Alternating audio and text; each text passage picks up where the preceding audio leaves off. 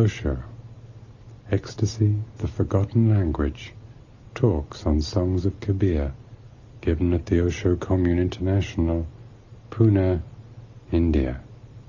Discourse number 8.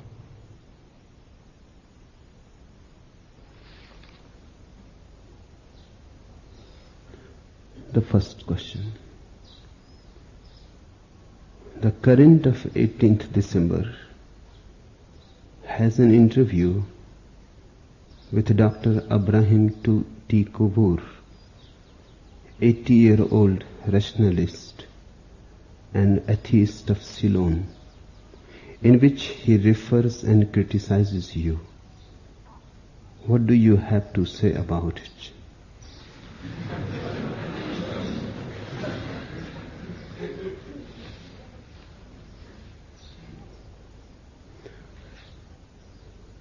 Dr. Abraham T. Kovoor seems to be a nice old man, but a little senile. Senile, I call him,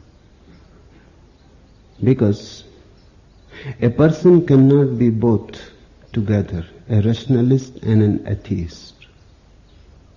It is impossible. Either you can be a rationalist or you can be an atheist. A rationalist cannot believe in anything. A rationalist cannot have any belief in God or in no God. A rationalist suspends all belief. A rationalist can only be an agnostic. He can only say, I do not know. The moment you say, I know, you are no more a rationalist. The moment you say, I know that God does not exist, you are as irrational as the person who says God exists. You have lost track. How can you say God is not? The whole existence has not been yet measured. There are depths upon depths. There is much still unknown. A little is known. Far more remains unknown and unknowable. How can you say dogmatically that God is not? A rationalist will avoid all temptation of dogmatism. He will say, I do not know. Socrates was a rationalist. Buddha was a rationalist. Nagarjuna was a rationalist. But they were not atheists. Atheism means you are against theism. You have chosen a belief. To believe in God is a belief. To believe in no God is a belief again. You remain a believer. To be a rationalist is very difficult, arduous, because man wants to cling to some belief. Now this T. Kovoor is 80-year-old. For 80 years continuously he has been traveling around, arguing, saying to people that God does not exist. This seems to be absurd. If God does not exist, He does not exist. Why bother? And why waste your precious life for something which does not exist? It is absurd. It is irrational. But if you look deep into it, he is clinging with this no belief. This disbelief has become his practice, his religion. Now he cannot simply rest. He has to argue. Argue against God, argue against religion. try to prove that God does not exist. For what? What is the point? Your precious life is wasted. And he believes that he has only one life. After death there will be no life. Then this is foolhardy. Then this is simply stupid. To waste your life in the service of something which does not exist. And you don't have a soul, he says. And there is going to be no more life. This is the only life there is. And he has devoted his whole life to nonsense. How he can be a rationalist? A rationalist will say that life is mysterious. We are trying to know. We have come to know a little, but much more is still left.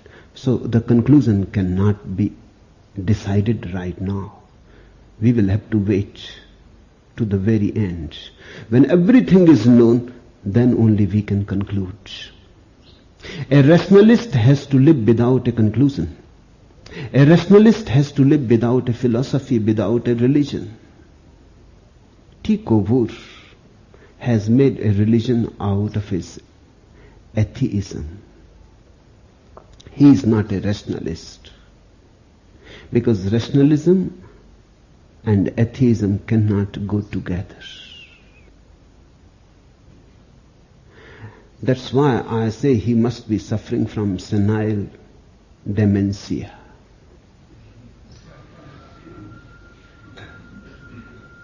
The second thing I would like to say is that he is senile and yet juvenile too. Because atheism is a phase of adolescence. Every intelligent person becomes atheistic at a certain age. Near about 14th year, everybody becomes atheistic. That's a natural part of growth, because the child needs to say no. It is a psychological need. Up to the age 14th, the child has lived protected by the mother, the father, the family. Now he wants to be himself. And he wants to say no, because only by saying no, he can feel himself, be free, can have a sense of freedom. He starts saying no to everything. If the father says don't smoke, he will smoke. Because that is the only way. To deny the father is the only way to grow.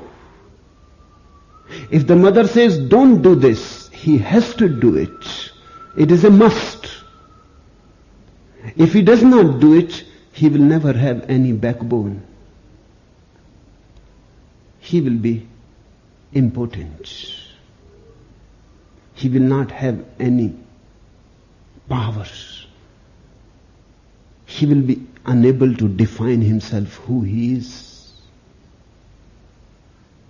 He has to say no. And when you say no to your father, you say no to the ultimate father. Naturally. It is a corollary. The child has to deny everything to get free. He has to kick everything that his parents believed, that the society believed. This is natural and good. If you have never been an atheist, you will never become really a theist. Because one who has not said no, how he can say yes? His yes will be impotent. Your yes is meaningful only when you have said no.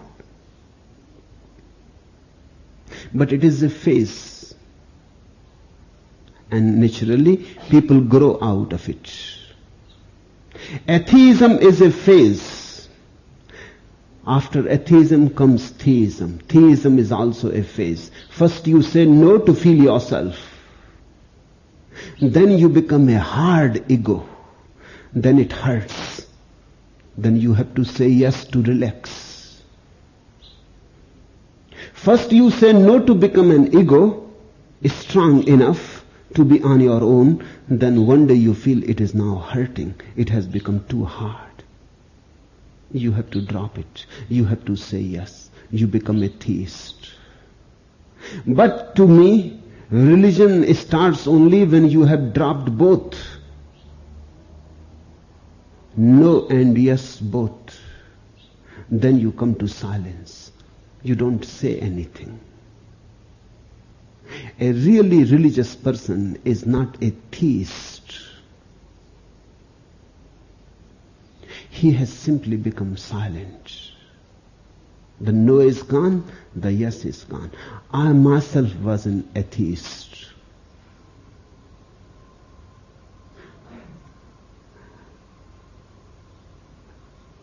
And I was stubbornly atheist.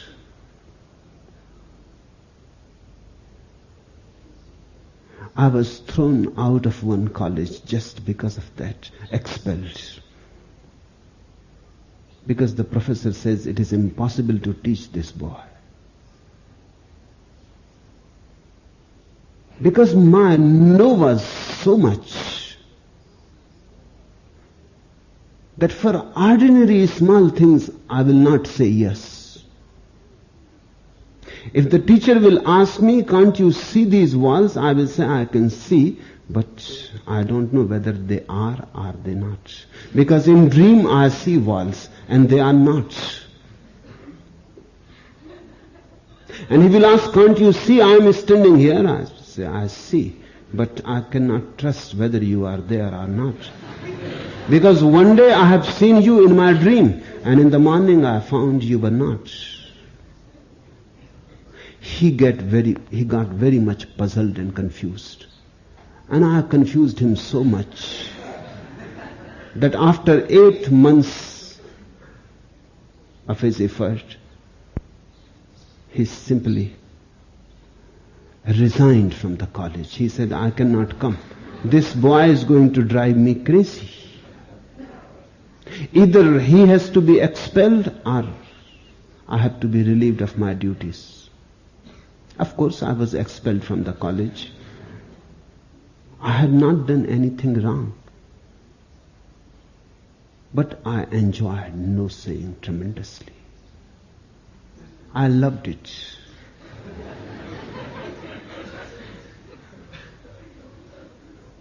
And then, of course, naturally I grew out of it because the purpose was fulfilled.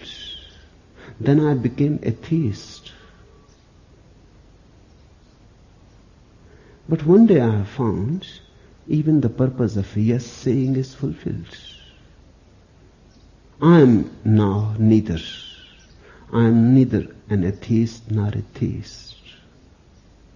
I am simply here, without any yes, without any no. I am tremendously silent. I don't divide into this and that, into yes and no, into far and against. That's why I say Dr. Kovoor must be suffering from senility and still he is a juvenile. He has become stuck at the age of 14. His physical age must be 80. But his psychological age cannot be more than 14. And I say it by my own experience. I have passed through these phases. His psychological age cannot be more than 14. And that's how things are. Many people never grow beyond the 14th year. They remain adolescent, juvenile. Somehow it happens that by the time you become sexually mature, whatsoever is in your mind becomes fixed, becomes imprinted deeply. 14th is the age when you become sexually mature. There, ordinarily it happens, you become stuck. Whatsoever your ideology, you become stuck with it. Then you don't change. If you are a Hindu, you become a Hindu and you remain a Hindu. It is good to be born as a Hindu, but to die as a Hindu is ugly. It is good to be born as a Christian, but to die as a Christian, that means your whole life has been a wastage. One should grow out of all confinements. Theistic, atheistic. He is not a rationalist. Otherwise he would have grown. Irrationalism has two alternatives: theism, atheism. A rationalist can only be an agnostic, like Nagarjuna, Buddha, Socrates. They don't say anything about God. They keep quiet. If you ask Buddha, does God exist? He keeps quiet. He does not answer. Because to say yes is wrong. To say no is wrong. The question is so vast, it cannot be contained in either yes or no. God means the whole existence. How can you deny? And how you can affirm? Dr. Kovur must be having a very childish concept of God. A great king, emperor of the world, sitting somewhere in the heaven on a high golden throne, ruling from there. This is stupid. The very idea is stupid. And he has been fighting against this stupid idea. When the idea itself is stupid, your fight is meaningless. And he has been fighting with dummies. And by fighting with dummies, he has become well known and is thought to be a great rationalist. He is nothing of the sort. Not at all a rationalist. He has been fighting with very ordinary minds. For example, Sat Sai Baba. He is the opponent of Sat Sai Baba.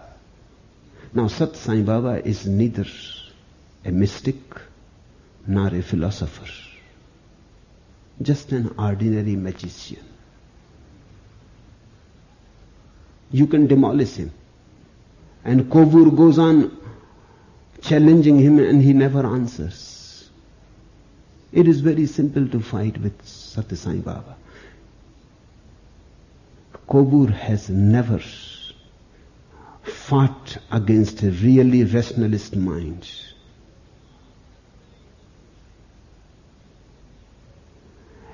A rationalist mind is sharp like a sword. A rationalist mind means I cannot believe in anything unless I have experienced it.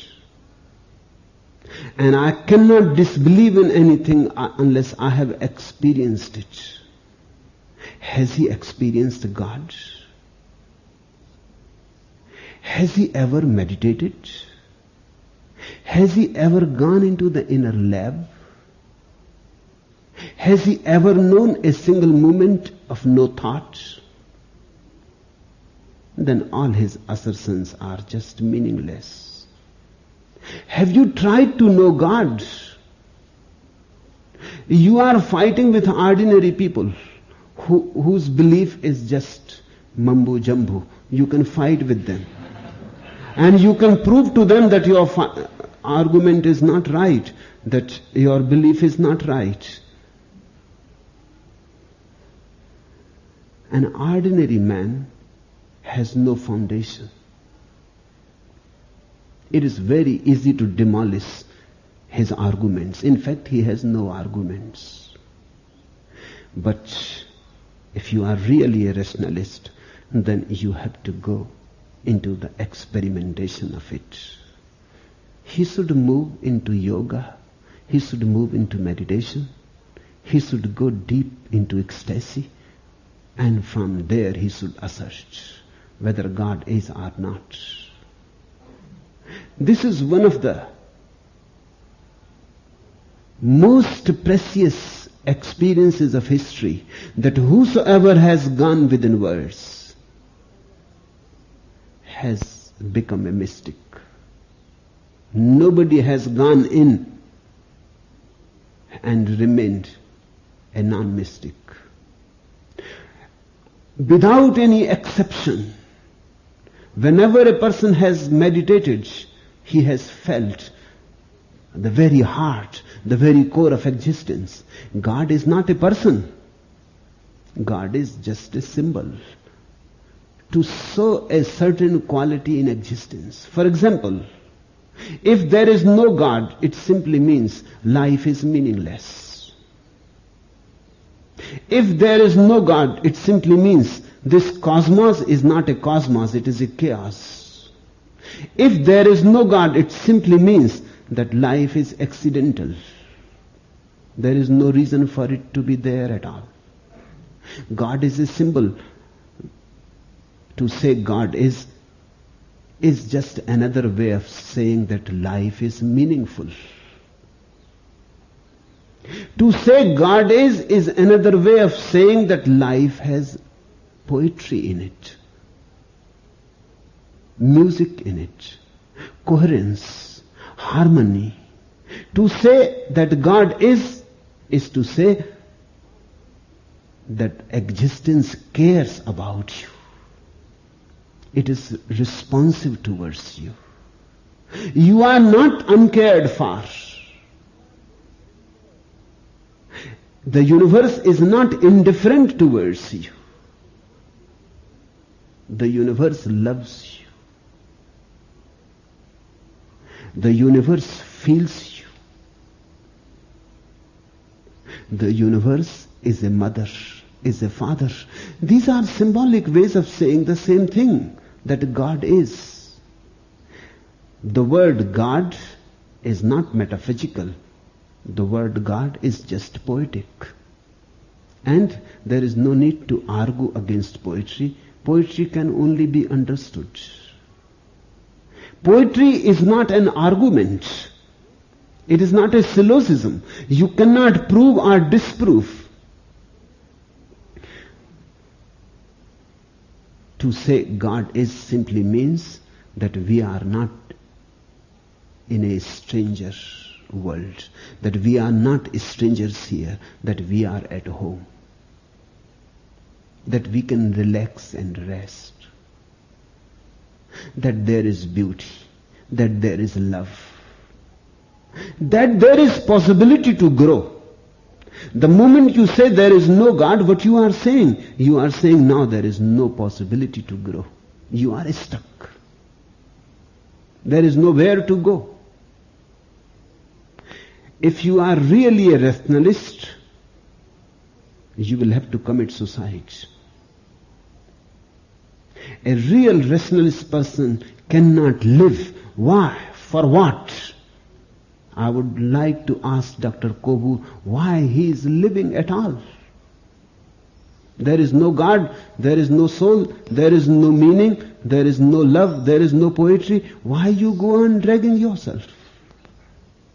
For what? Why you are burdening the earth? In the same interview to which I am coming,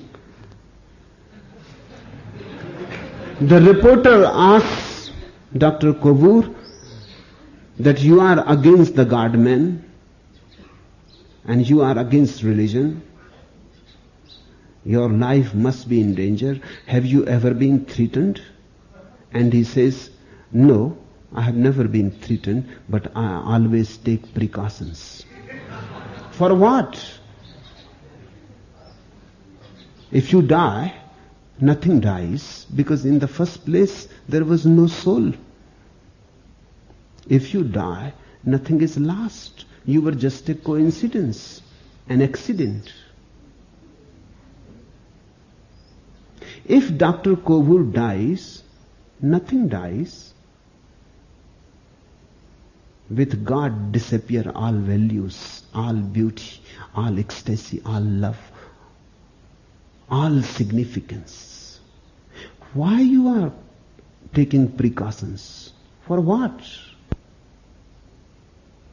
He says, I don't believe in any existence after death. Have you known death? Have you experienced death? Without experiencing death, how can you say that there is no existence beyond death? This is not very rational. This is very childish. This is very mediocre, not even intelligent. Unless you have passed through death, how can you assert that there is no life beyond death? You can only say, I don't know.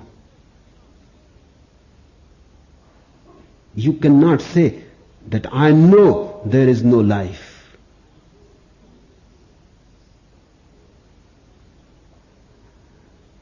And if there is no life after death, how can life be before death? If there is no life after death, then there was no life before birth. There is no life before birth, there is no life after death. Just suddenly between birth and death, life exists out of nothing, out of the blues. This is not very rational. Something to exist, there has to be a continuity.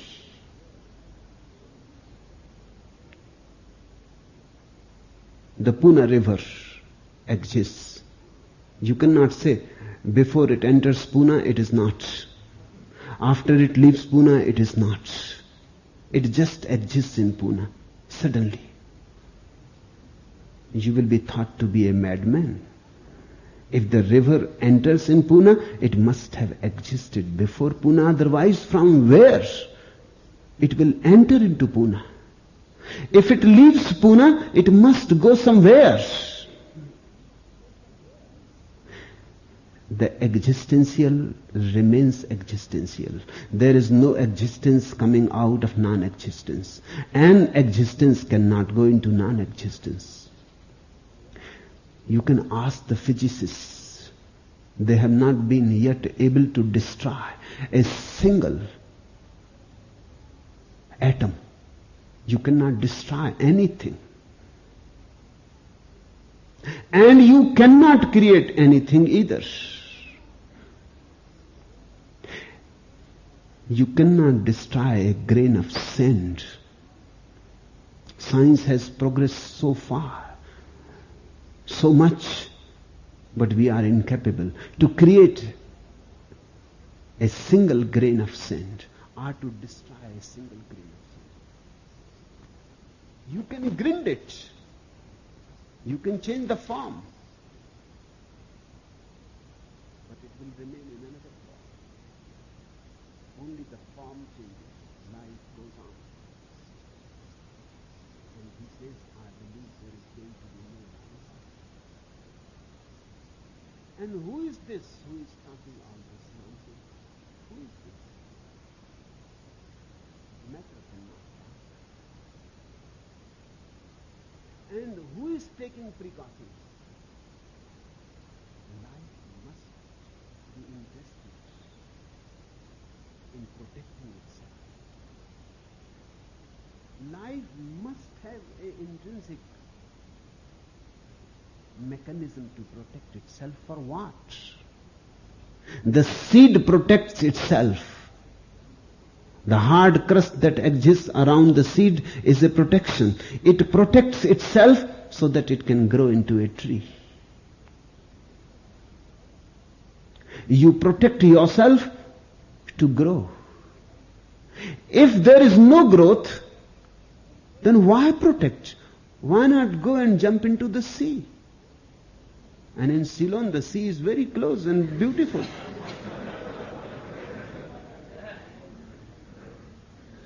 Why not jump into the sea and finish? For what you are protecting and taking precautions? Even in an atheist like Kobur, life wants to live. a tremendous desire to live. For what? If the desire exists, there must be a meaning to it. And the meaning is that life in itself is not the end. Life is just a passage. Life in itself is just the journey, not the goal. Life in itself is just a process of reaching somewhere.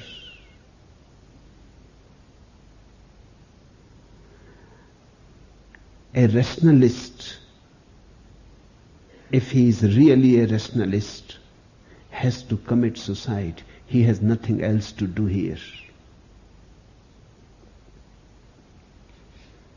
But Kovur is not a rationalist.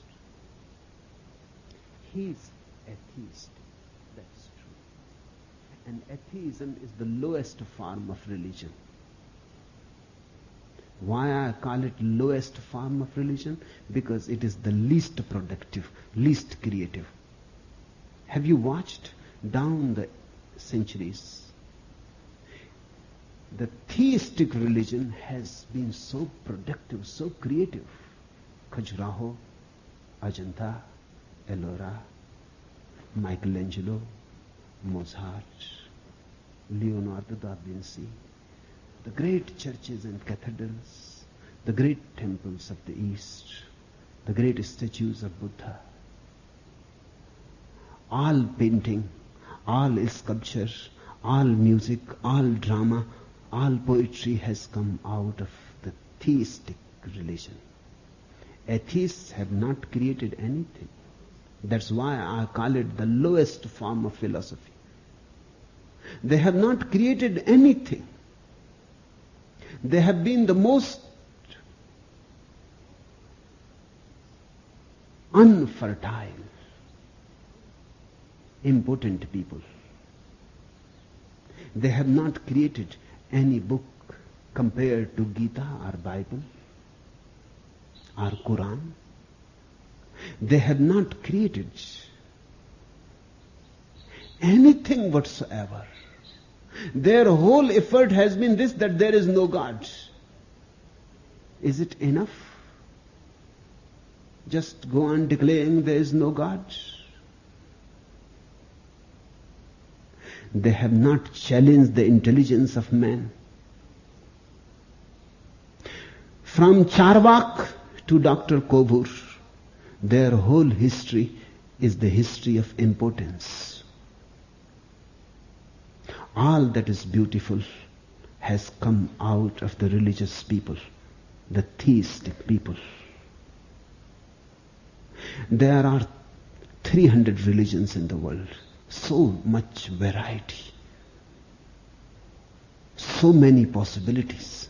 Atheism is just monotonous. It has not even another variety. You cannot choose. You don't have anything to choose. Atheism just is atheism. And Dr. Kovur has not said a single thing that is original. 80 years of a sheer wastage. Whatsoever Charvak has said 3,000 years before, the atheists have been just repeating it. They are parrots. In religion, there is tremendous variety. Mahavir says something, Buddha says something else. Jesus is still something else. Muhammad brings another dimension. Moses opens another door. And Zarathustra is calling you to see from his eyes. Tremendous variety. So many dimensions. So many possibilities. Challenge humanity. Bring the best in you. Atheism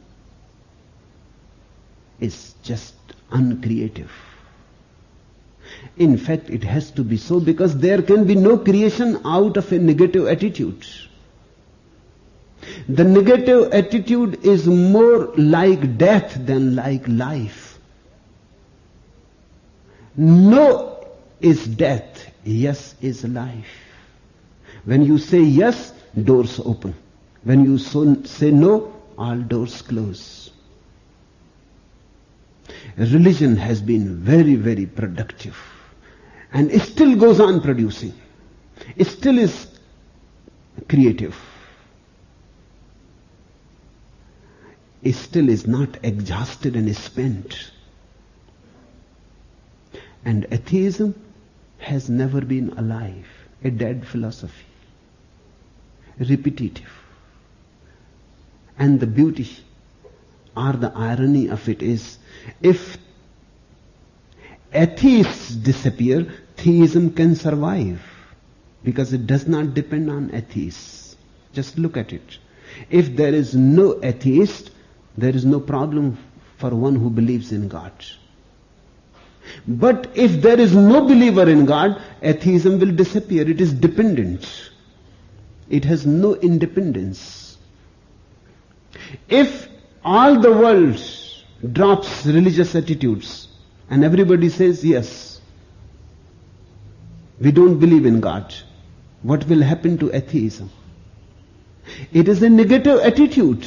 It depends on the theist. The theist said God is, and the atheist said God is not. His whole energy comes from the theist. If theists disappear, atheism disappears simply, without leaving a trace. The no cannot exist without the yes, but the yes can exist without the no. That's why I say yes is powerful. It has its own life. The no has no life of its own.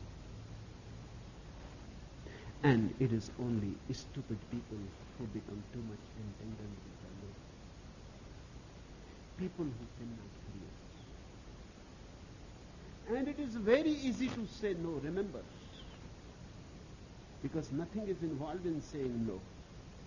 To say yes is dangerous, because you will have to commit now. If you say no, there is no commitment. There is no exploration. You don't go on any adventure. If you say yes, then the journey starts and you move in dangers. It is arduous. A yes sayer has to go to explore the unmeasured. The no sayer has stopped himself. He is not going anywhere. He is stuck. He becomes stale and stagnant. He stays. Now, the interview proper.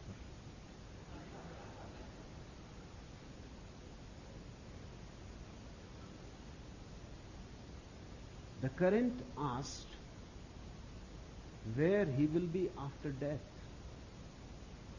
Kobur said, I will not be anywhere.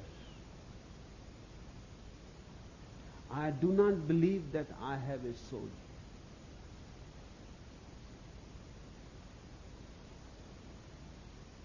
I remember once Mullah Nasruddin invited his friends to his house. In some moment of excitement, in the coffee house, he was bragging about his generosity. And then somebody said, Mullah Nasruddin, if you are so generous, why don't you invite us someday? He said, come right now. All of you, 30, 40 people followed him. As he reached closer to his home, he became afraid of the wife. He said, now there is going to be trouble. He asked his friends, you wait, you know how things go between a husband and a wife. First let me go in and persuade her. And let me release the news by and by. 40, suddenly she may drop dead. You wait. So they waited. He went in and told his wife that few people are waiting outside. You simply go and tell that Mullah Nasruddin is not at home. He said, what are you saying? And you have just come with them. And I have seen you coming. He said, forget about it. But now this seems to be the only way out of it. You go and just tell them that he is not at home. So she went and she told, what are you doing here? For whom you are waiting? Mullah is not at home. They said, are you kidding?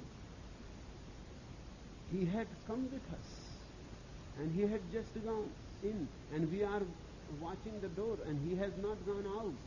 He must be in. Now the wife and the friends started arguing and Mullah forgot. He came out and he said, what do you mean? He may have gone out from the back door.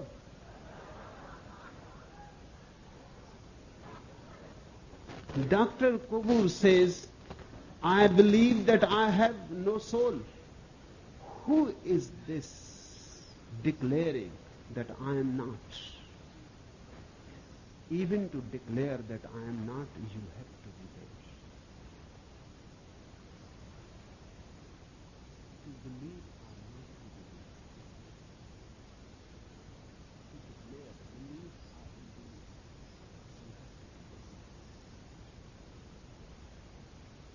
If there is no soul, then go and ask the same question you are asking. Ask if there is soul. Rather than say that I don't believe. But after no soul, there is nobody to deny. In fact,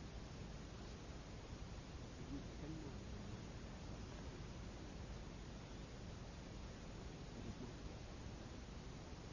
You cannot say, I am not. It is self-contradictory. He says, I will not be anywhere. It is impossible not to be anywhere. You will be somewhere. You are somewhere, Dr. Prabhu. Your body may dissolve into matter. Your mind may dissolve into atmosphere. But everything that is in you will be there. Nothing will be lost. And this concept of soul is just a symbol. It simply shows that you are a unity. Body, mind, and something beyond it. Because you can watch your own thoughts. Who is the watcher? You cannot be totally identified. You can see a thought entering in the mind and moving. Who is this fear? You have never tried. It's simple technique.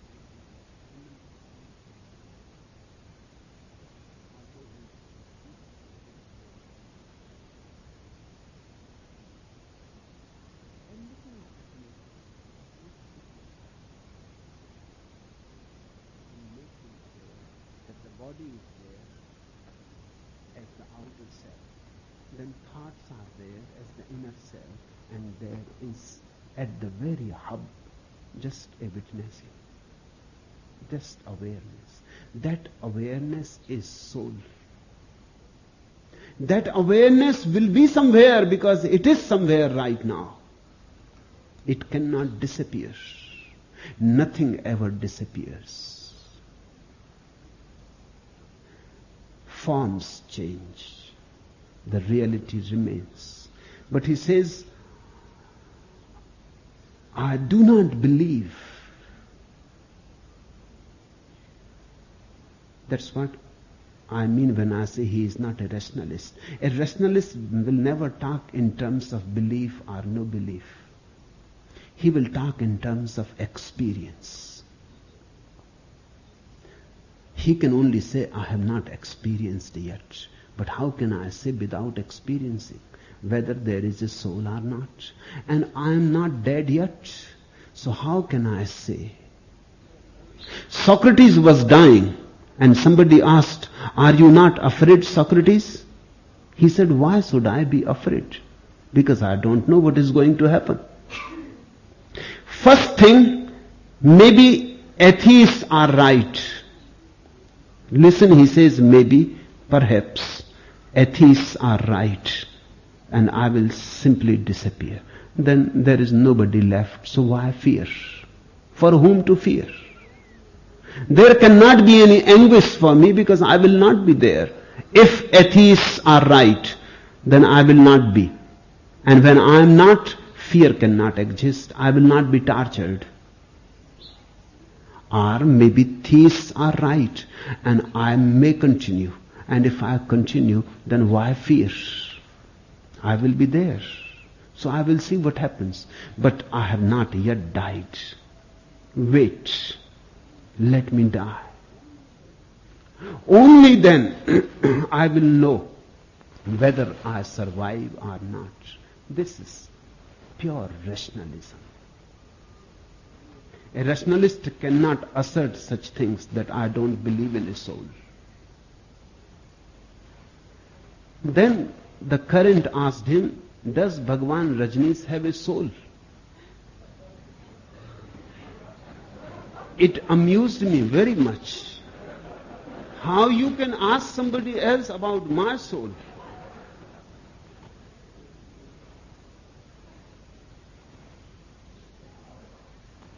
And he could not even gather courage to say that how I can know about Bhagwan Sri Rajneesh.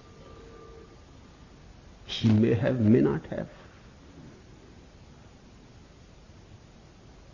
What he answered is sheer nonsense. He said, "I do not know much about Rajneesh." As if by knowing much he will know whether I have a soul or not. Even if you live with me for 100 years and you know much about me, you will not know me. Knowing much about will not help. Because there is no way to enter in me. You can watch only my behavior. You cannot see me. You cannot enter into my interiority, into my innerness. And that innerness is what soul is. The matter has only an outside. The matter has no inside. Listen to it attentively. The matter has no inside. You can break the matter and you will find the same matter that you found on the outside inside. It has no inside. The matter has only the outside. But a man has an inside. I say, "I love you." You can cut me and try to find out where love is, and you will not find. Of course, Dr. Kobur talks, says things, asserts, makes statements, but if we cut him, we will not find any thinking inside, no thoughts. Not even this thought that I don't believe in a soul. When you cut a man, the inside disappears. When the man was there in his organic unity, the inside was there. The inside is what we mean by soul. How can you know my inside? Only I can know. He does not know even his own inside. He has never been there. He is an extrovert. He has never entered in his own temple. He has never come to his own innermost shrine. He has not encountered himself. And he says, "I do not know much about Rajneesh." That's why he cannot say whether Rajneesh has a soul or not. Knowing about won't help. Unless you know yourself, it is not going to help. I can say that Dr. Kobur has a soul because I have come to know my own soul. In that very recognition, I have recognized the soul of everybody. Notwithstanding what he says, I say he has a soul because I have come to know my soul. I don't know much about him either.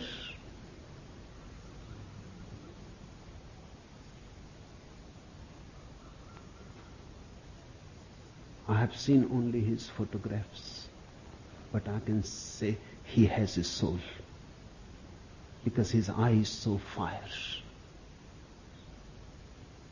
Sincerity.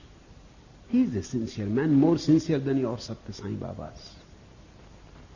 That much I have to concede. He is a sincere man. Sincerity shows his soul. He is an honest man. He has not deceived anybody. He may be deceived himself, that is another matter. He is deluded, that is another matter. But he has never deceived anybody.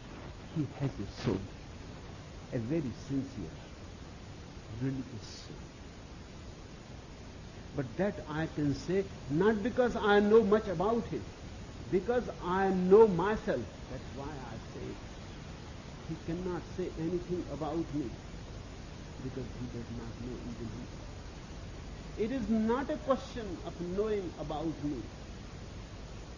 If you ask me about somebody in China whose name I have never heard, if you say a certain man, Ching Chang, has he a soul? I will say yes. If he exists, he has a soul. I have not even heard his name and I don't know whether Ching Chang can be a Chinese name or not. Looks Chinese. But if Ching Chang exists, he must have a soul. That much is absolutely certain. It is certain not because I know anything about Ching Chang. I have not even seen his photographs. I have never heard about him. The name I have just invented here now. But I can say he has his soul, if he exists at all. Because I know myself. Knowing myself, I have known all human beings. Knowing myself, I have known whole life. Not only I say that you have soul, and I say Dr. Kobur has his soul, I say trees have his soul, and animals and birds. And I say to you, the whole existence is full of soul. That's what we mean when we say God is. Existence is full of soul. Existence has an interiority. It is not just the surface. It has a depth. It has meaning. It is not a chaos. It is a cosmos. It has a destiny, a direction. It is going towards a certain fulfillment. It is moving towards an orgasm, ecstacy. And then he goes on saying, which was not asked, hence I call him senile. But the cult spread through him shows the mental derangement of his devotees. It is as bad as the Hare Krishna. Now, the question was about me, not about my devotees. A rationalist will stick to the question. There is no need to go to my devotees. He has not known much about me, and I think he has not known anything about my devotees, about my disciples. He may have heard some rumor, but that is not the way of a rationalist. He should come here. He should see my devotees. And seeing from the outside won't help much. He should dance with them. It will be a beautiful scene. 80-year-old Dr. Kobur dancing,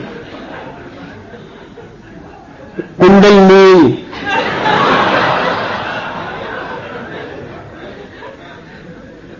And he says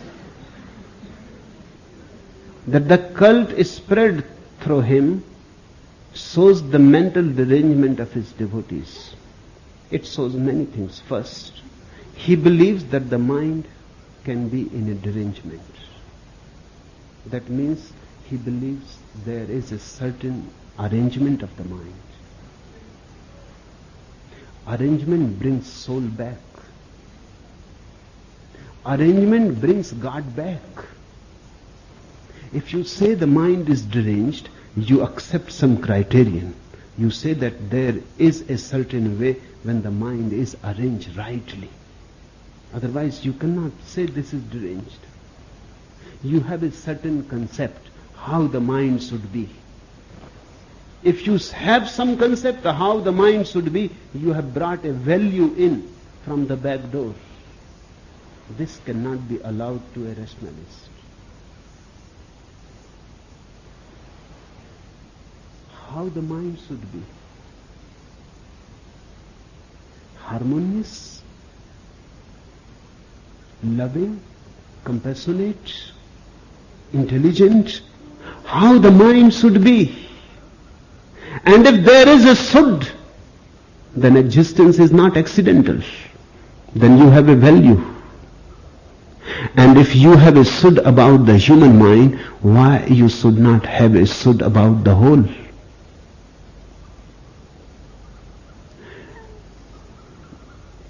He is not a rationalist at all. Poor fellow. He does not know anything about rationalism. He has not done his homework. He may have collected from here and there a little bit, but he does not know the intensity of a rationalist's intelligence. A rationalist is more like Sartre. He will say everything is meaningless. A rationalist will be more like Samuel Beckett.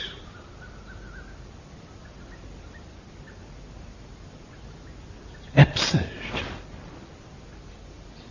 Samuel Beckett's plays go on, move in absurdity. Because the whole life is absurd. There is no possibility of any coherence, meaning. All is mad. So somebody asks you about A and you talk about B, that too is okay. Because there is no way to know what is okay. There is no way to judge what is what. It is a chaos. Samuel Beckett's famous play, you may have heard or read, Waiting for Godot. Two vagabonds wait under a tree. They wait for Godot. Nobody knows who is this Godot. It is Chan Chin. The word looks like God, Godot, but it is just appearance. Nobody knows exactly. They also don't know, but they wait.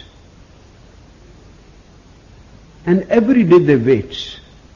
Again in the morning, one says to another, what do you think? Will he be coming today? And he says, I hope he should be coming by now. We have waited enough. By the evening they become tired. And they say it is too much now. Enough is enough. Why we should continue waiting? And the other says, yes, why we should continue waiting? And the one says, no, we should stop, we should go. And the other says, okay, we should go. But they never go.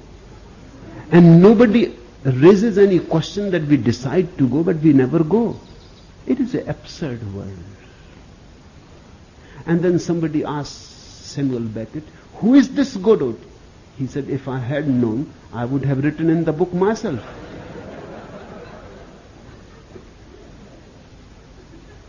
And this way it continues. Godot never comes. Abruptly the play starts, abruptly it ends. And those two persons go on waiting. For whom they are waiting? All waiting is hopeless. If you are really a rationalist, then you cannot hope. If you hope, you bring God in. God is the hope. Soul is the hope. The possibility of growth is the hope. Now he says, my disciples are mentally deranged. Then he must have some criteria. What criterion is there? Is Dr. Kogur the criterion? If people are like him, then they are rightly arranged. Then he seems to be the ultimate value. Then Mahavir was deranged because he walked naked. Kogur had never walked naked. Then Buddha was deranged because he left his kingdom and beautiful woman and the child and all pleasures. Abnormal, deranged. Then Jesus was deranged because he was talking that he is the Son of God. What nonsense! God does not exist, so how can the Son exist? He must be hallucinating. One of the very famous thinkers of the West, Albert Sabitzer, wrote a book on Jesus to protect him against the psychoanalysts' attack. Because Sabitzer was afraid sooner or later the psychoanalyst is going to say that Jesus is deranged, is mad. In 1914 he wrote a book to protect Jesus. He tried hard, but he could not come to a positive conclusion. The conclusion that he arrived was this, that there are not enough facts to prove that Jesus was mad. This was the conclusion of a follower. Not enough proof to prove that Jesus was mad. Very negative. He says we cannot prove him that he was insane, but we cannot either prove him that he was sane. This is even worse. At least if you call a man insane, something is settled. Now this is putting him in the limbo, hanging in between. Sane or insane? And who is the criterion? And how do you create the criterion? My disciples are the sanest people on the earth possible,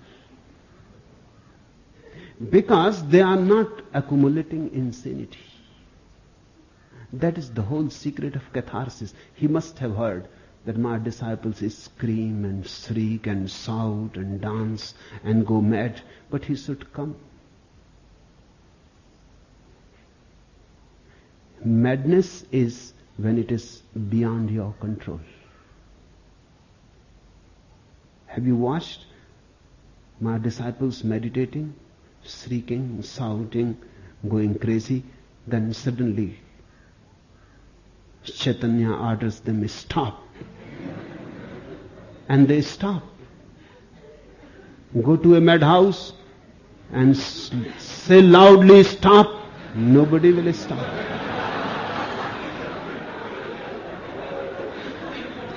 That's how you judge. This is a willed madness. They are in control.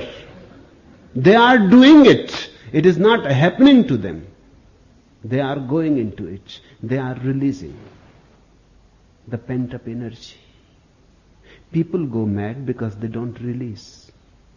Then the energy goes on accumulating and it becomes too much. One day it explodes.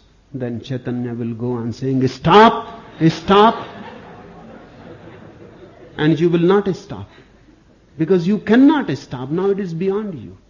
If Kogur goes mad, He will not listen to stop.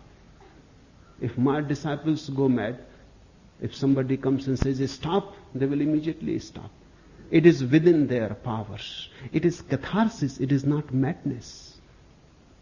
And it seems he has not heard anything about modern trends in psychotherapy. He does not know anything about Arthur Janew's primal therapy. He does not know anything about encounters, growth groups, humanistic trends. He does not know anything about psychodrama. He has not heard anything. He is a very, very ancient dead man. He is not contemporary at all. It seems he has not read anything than Charvak and Epicurus and Karl Marx. He is out of date. Dr. Kobur, you are dead. You don't know anything about what is happening in the world. You are not a contemporary. These people here around me are going to be the sanest people in the world. Because they are not accumulating. They have come to know a secret, how to release. And how to drop everything that goes on accumulating inside. And always remain virgin, fresh, young, sane. Sanity is not anything that has to do with control. Anything to do with control. Sanity is a natural state. If you control anger, one day, suddenly, you will find it has overpowered you.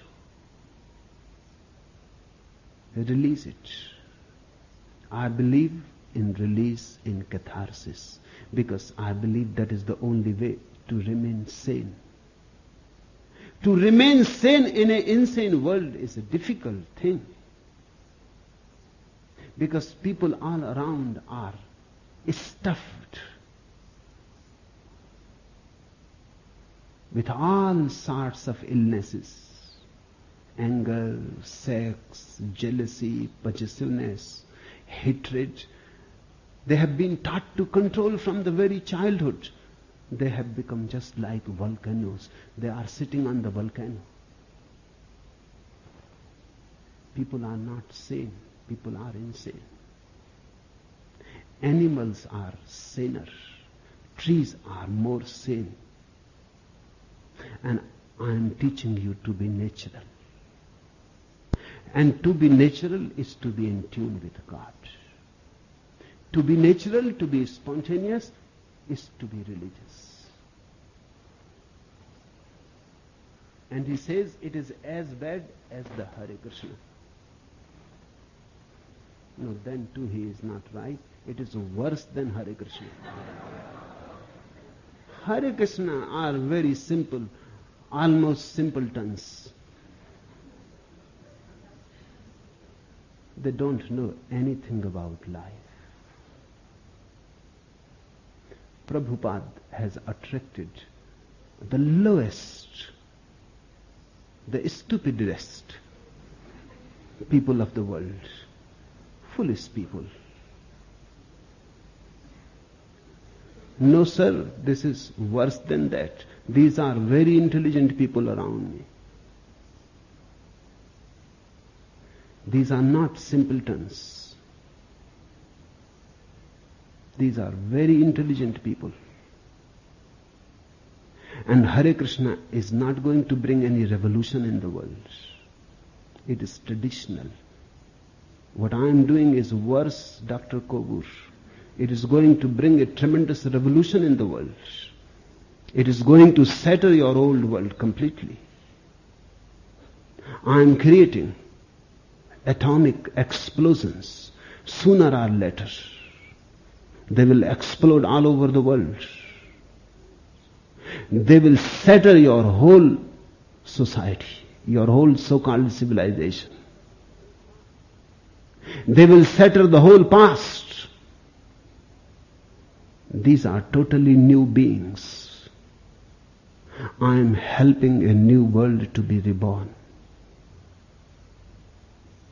a fresh consciousness, a new consciousness. Hare Krishna people are nothing, maybe a sort of entertainment, amusing, eccentric, but they have no future.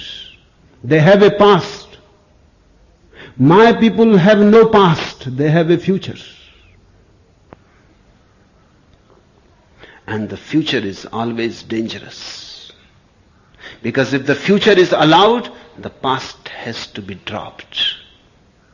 Only dying to the past, one becomes available to the future.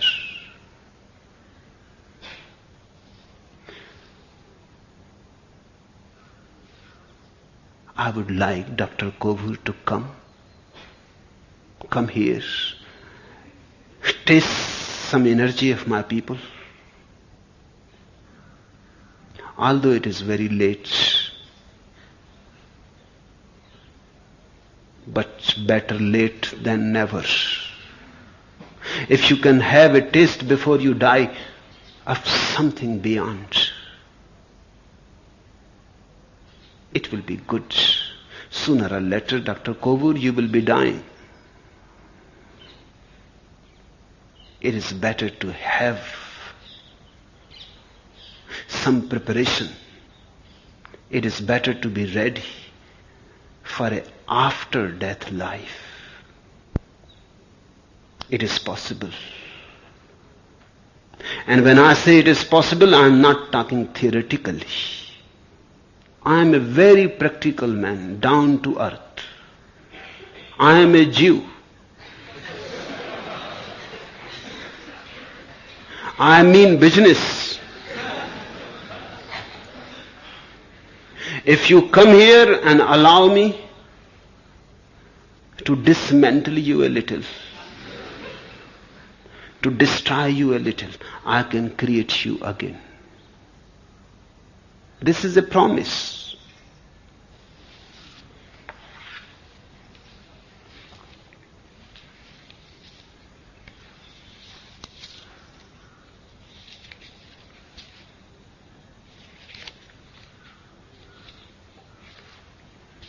Second question.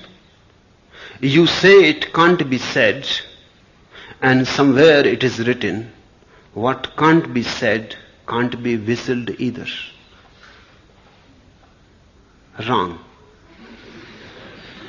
Because I am whistling it every day. It can't be said, but it can be whistled. And you know it too. That when you can't say something, you find out ways to whistle it. You want to say to some woman, I love you, and you can't say it, then what you do? You hug her. It is a way of whistling. You hold her hands. You look into her eyes, helpless, knowing well that you can't say it, but still, you impart. You commune. I'm doing it every day. Yes, that is right. Truth cannot be said. Nobody has ever said it. Nobody is going ever to say it. By its very definition, it is ineffable, inexpressible, but it can be whistled. Buddha whistled, Mahavir whistled, Jesus, Zarathustra, Muhammad. I am whistling it every day. Of course, I have to whistle it again and again because you don't listen. And I have to whistle it again and again because every day I find I missed again. It is so difficult to say it. It is so impossible to say it. I try and then I say, let us see tomorrow. Let us improve it a little more. Maybe there is some other way and it can be whistled a little better. It cannot be said, that's true, but it can be whistled. I am a proof to it every day.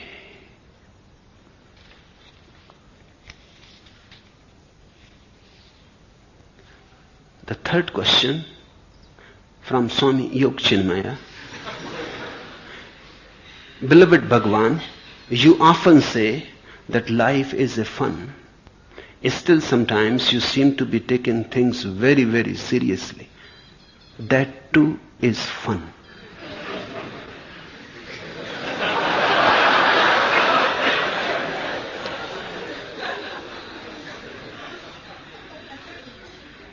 The fourth question. I love the way you walk. Why do you walk how you walk? Thank you. I am a drunkard, and better I cannot do. And there is no art to it. It is just my drunkenness. And if you also want to walk like that, you will have to become like me. Don't try to imitate it. Because you can imitate a drunkard, but by that you will not become drunk. You can imitate a drunkard perfectly, even better than the drunkard himself. But you will not become drunk. Become drunk. I am drunk with the divine. It is a miracle how I am here. When I stand on my feet, I say, so old boy, you are doing it again? It is a miracle how I stand. It has become very, very difficult for me to be here on the earth. The wings have grown and the sky is waiting, and my boat has arrived long before. I should have left this shore. But I am in deep love with you mad people. So I go on lingering a little more, I say a little more. I go on postponing. I go on persuading the powers that would like me now to leave. I say wait a little more. I can drive few more people crazy.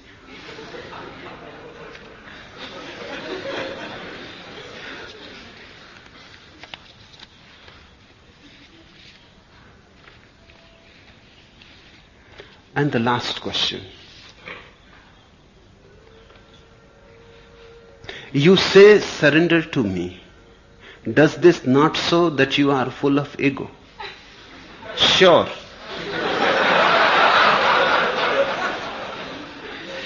I am the greatest egoist you can find ever. My ego is so vast that you all are included in it. It is so vast that trees and animals and rocks are included in it. It is so vast that stars and moon and sun are included in it. It is so vast that past, present and future are included in it. Hence I say to you, surrender to me.